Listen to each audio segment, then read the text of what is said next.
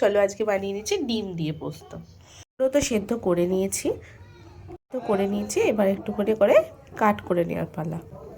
তেলের মধ্যেই দিয়ে দিচ্ছি নুন, বেশ কটা লঙ্কা। এই যে পোস্ত নিয়ে নিয়েছি, পোস্তটা একটু বেশি পরিমাণেই লাগবে। আর নিয়ে নিয়েছি কয়েকটা লঙ্কা।